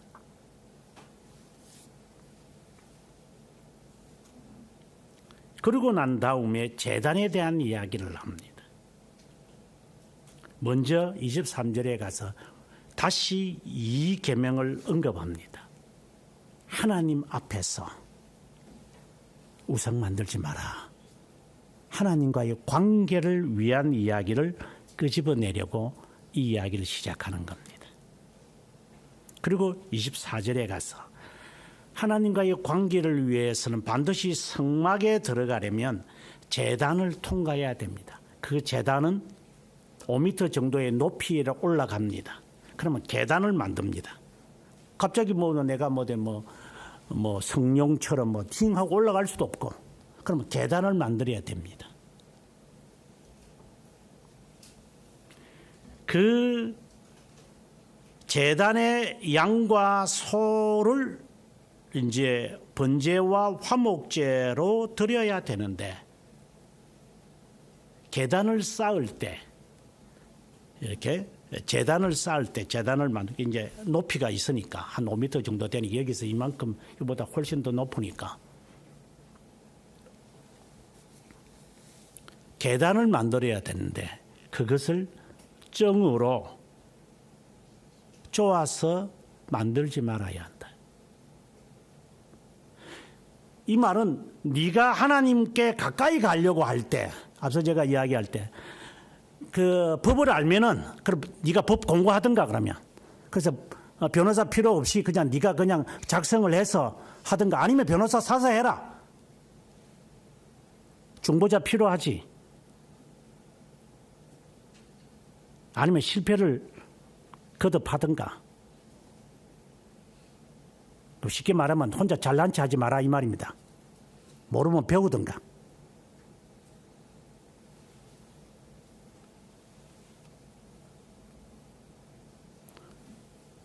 제단을 통하여 이제 성막 안으로 들어가야 되니까 그 제단에서 희생 제물을 드려야 돼요. 그럼 살아있는 동물 죽여야 되잖아요. 그때 뭐 이거는 그냥 가시적인 이야기지만 돌칼을 가지고 이제 목을 베겠죠. 이렇게 쫙 베면 이제 피가 나오면 그 피를 이제 이런 그릇으로 다 담아내죠. 이 피를 함부로 쏟으면 안 되니까. 그럼 피를 받아가지고 제단에 뿌리고 이것을 내가 마실 수가 없으니까 제단에 뿌리고 제단에 붓기도 해요. 이제 이것을 이제 나중에 가면 이제 세례와 관련이 짙죠. 우리가 하나님 앞에서 세례를 받을 때 나를 죽이는 거잖아요. 내가 세례 받는 이유가 그거니까. 나를 위해서 당신이 죽으셨으니 이제 내가 나를 죽이겠습니다. 그래서 내가 세례 받겠습니다. 이게 세례의 참된 의미잖아요. 이제 그것이 이제 제단에서 이제 형성이 되어지는데, 근데 제단 이야기를 지금 하려는 게 아니고, 그것은 나중에 우리가 레위기나 또다시 이제 뒤에 가서 제가 설교할 때가 있겠지만, 이제 계단을 만드는데, 올라가는 계단입니다. 근데 이것을 가시적으로 만들지 말라 이 말이에요. 인간이 하지 마라. 인간이 이렇게 망치를 가지고 가서 정성으로 해가지고 가공해가지고 만들지 말고 그냥 있는 모습 그대로 해라. 이제 이 말입니다. 쉽게 말한다면. 그러니까 앞에서 우상 만들어 가지고 막 하나님 막 이렇게 흉내 그런 거 내지 말고 제발 좀 인위적인 거 가지고 고안해 가지고 하지 말고 제발 있는 모습 그대로 하나님께 나오라 이 말이겠죠. 왜 신분과 지위를 가지고 나와? 하나님이 그것도 모르고 우리에게 명령을 내렸겠어요? 그것도 모르시고 하나님께서 오늘을 정하셨었겠어요? 그것도 모르고 하나님이 나에게 이런 일과 저런 일이 발생하게끔 만들어 놓으셨을까요? 너에게는 우연히 생겨졌고 너에게는 그냥 왜 이런 일이 생겼지 이렇게 하겠지만 하나님을 그따위로 알고 있어요. 하나님은 야훼이신데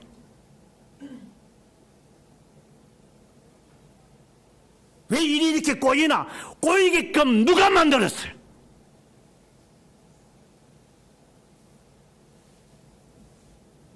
저거는 잘못이 없는데 사회가 그럴 수도 있겠지.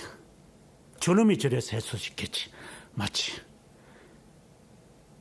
그 핑계를 대라는 게 아니라 하와처럼 아담처럼 핑계를 대라는 게 아니라 하나님을 바라보면서 이것을 바라볼 수는 없느냐. 그래서 죄책을 느끼려면 내가 이래서 내가 만들어진 겁니다. 하나님 저 용서해 주세요. 이렇게는 나오겠지만 궁극적으로는 하나님을 바라봐야 되는 거 아닙니까? 이는 우연이라는 게 없으니까.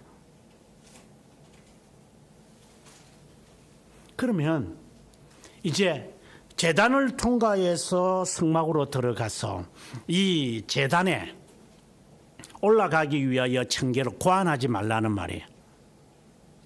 그러면 이 청계를 이 계단이죠. 성경에는 청계라고 되어 있죠. 계단을 누가 나와 준 겁니까?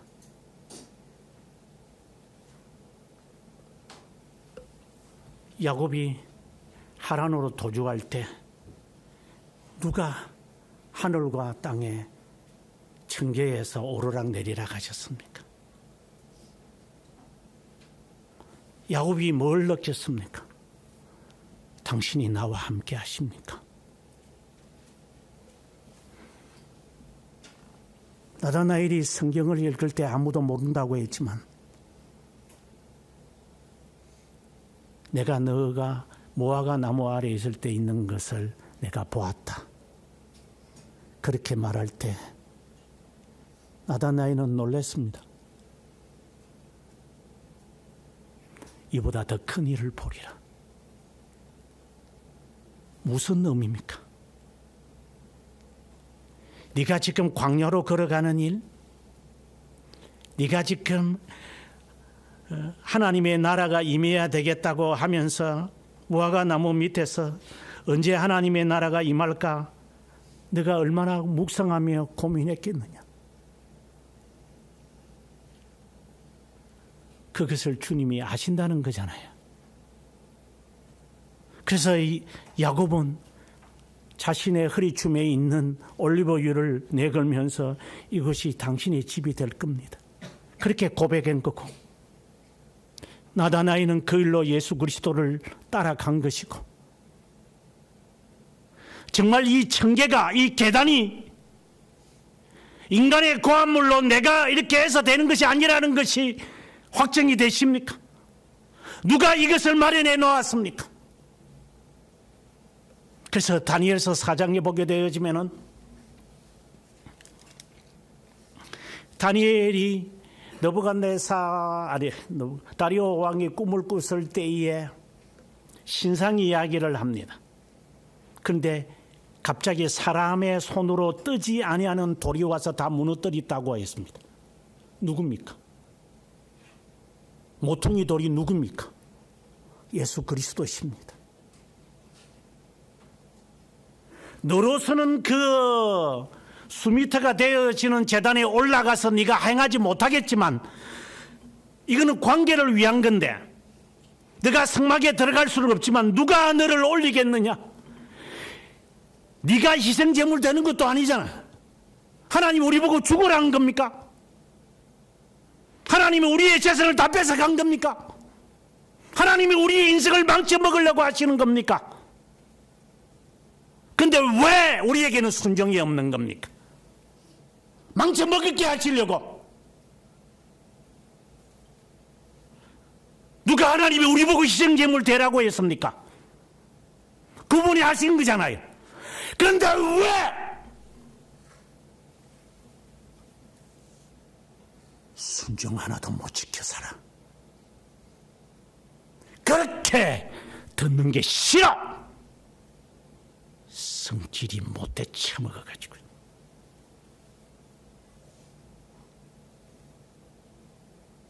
성질이 게을러가지고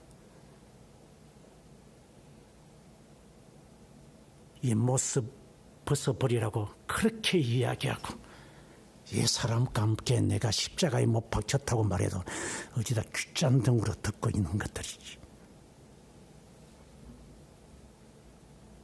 인간의 고함을 만들어서 제단에 올라가지 마라 그래도 인간이 만든 수작과 여러 고함물들을 갖다 놓고 지가 해석 다 하고 있어. 잔재주를 부리다 원숭이처럼 흉내내고 있어. 하나님이 모르고 이런 일이 나에게 발생합니까? 좀 더 기분 나쁜 말하지. 너 지금 몇 학년이야?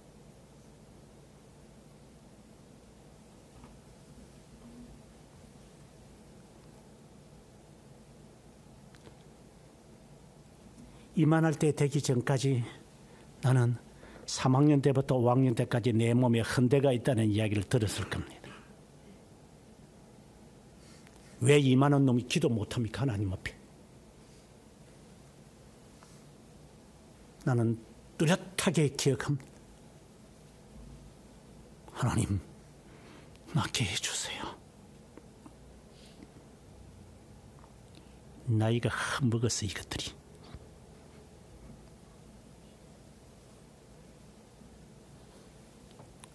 하나님 낫게 해주세요.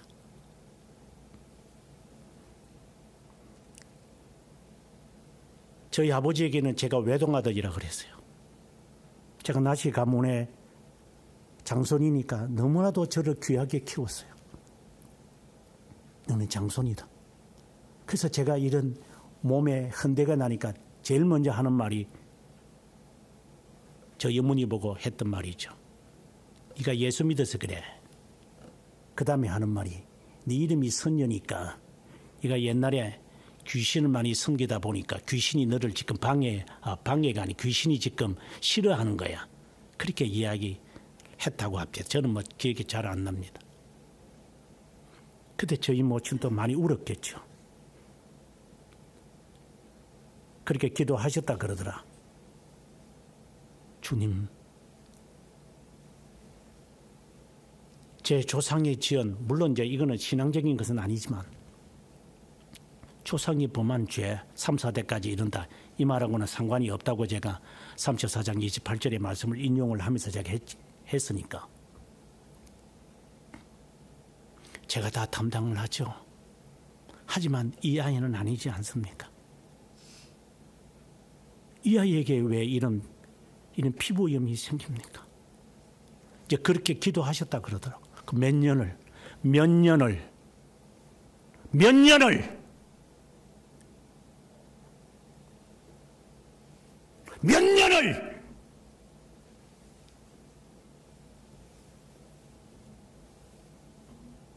겨우 며칠 동안 기도했다고 기도하는 거가 그게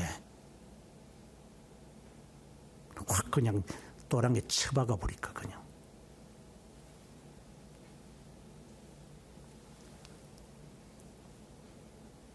그리고 난 다음에 저희 아버님이 이제 저를 낫게 하려고 뭐 독사도 잡아와 뭐 잡은 게 아니라 사가지고 왔겠지. 독사 독을 내 몸에도 바르고 그러셨다더만 낫게 하려고. 그때는 약이 없었으니까.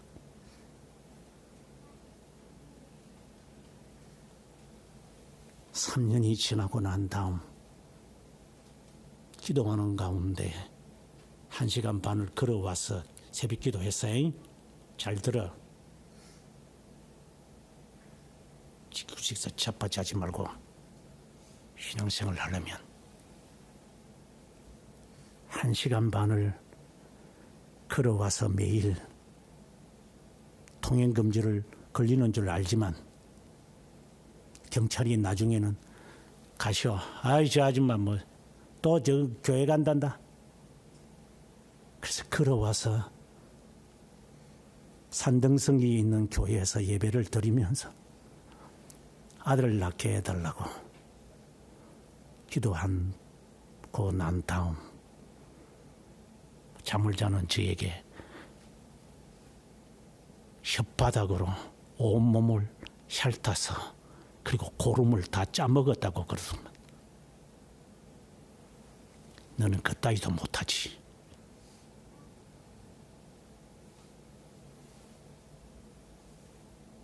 그러고 난 다음에 5학년 이후부터 제 몸이 달라진 것을 저는 기억합니다. 자식을 사랑하려면 그 정도를 사랑해라. 꼴값을 들지 말고 자식 사랑하는 게 뭔지 분명히 알고나 살아라.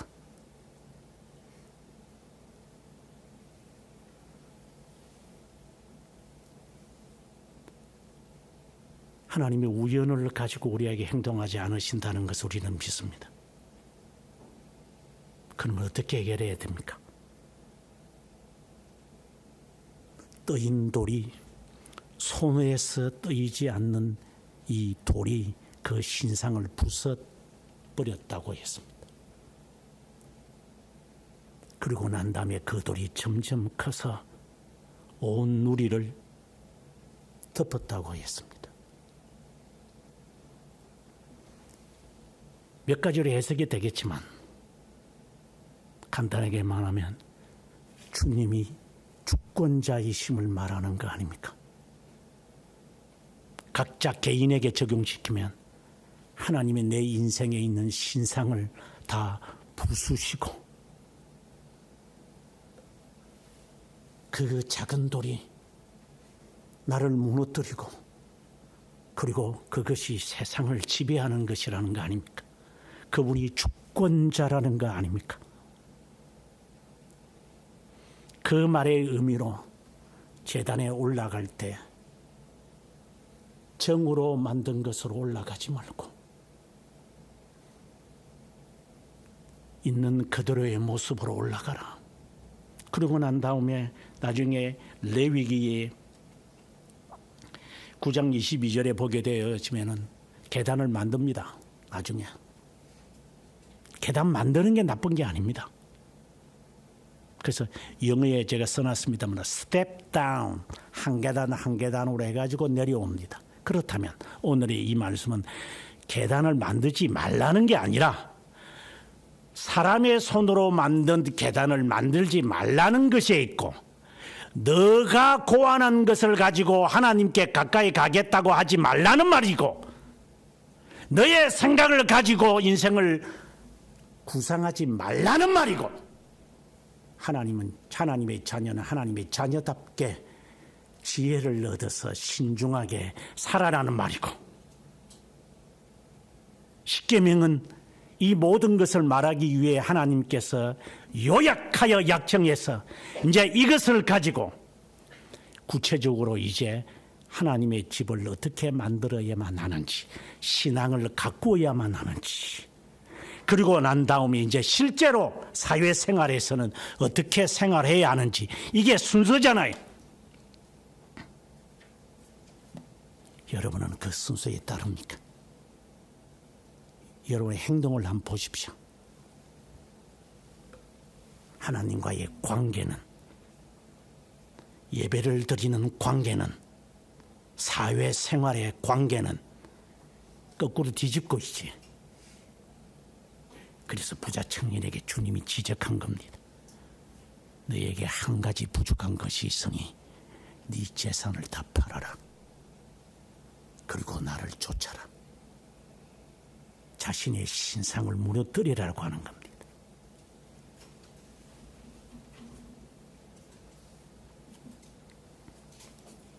최근에 본 영상이지만 항공모함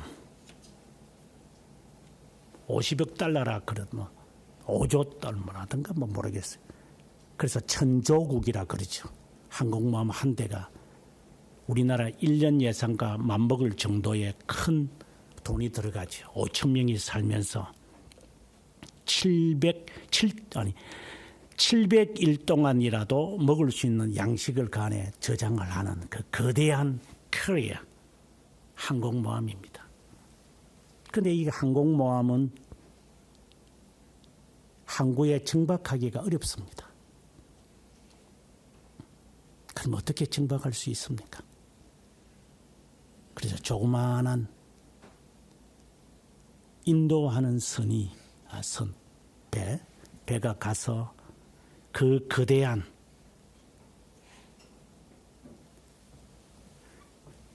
그 항공모함을 끕니다. 저는 잘 이해가 안 됐습니다. 저 쫓겨난 게 저게 어떻게 저 거대한 항공모함을 이리저리 해가지고 항구에 정박시키는가. 그러나 그 힘은 보통 힘이 아닙니다. 비행기도 마찬가지입니다. 비행기가 어떻게 정확하게 탑승구 채널에 도착합니까? 비행기는 못합니다. 인도하는 자동차가 그 거대한 여객기를 움직입니다. 내 인생은 누가 인도합니까? 누가 내 인생의 주인입니까? 너냐? 너를 위해서 예수를 믿는 거야? 너 때문에 예수 믿는 거야? 네가 교회 가고 있는 거 하나님 모르실 것 같아요? 이 잔머리 굴리는 거 모르실 것 같아?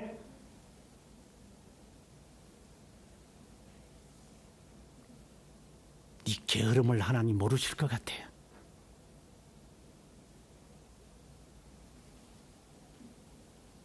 누가 거대한 이 지구를 움직이십니까? 나는 야훼다. 만유의 주 되시고 만왕의 왕이 되시는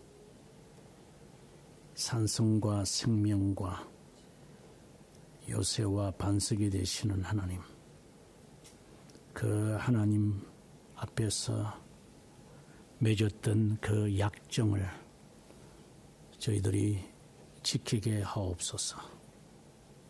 자기 예석과 인간의 과물적인 재강과 장꾀를 부리지 않게 하시고, 하나님 앞에서 하나님을 위한 삶인지 내 삶을 위한 것인지, 그리스도 안에서 내가 죽은 것인지 내가 살아있는 것인지, 그리스도를 따르기 위하여 율법적 행위의 자만을 가지며 당당하게 따르려고 한 자에게 재산을 팔고 가난한 자에게 주며 나를 따르라고 하신 말씀의 의미가 무엇인지,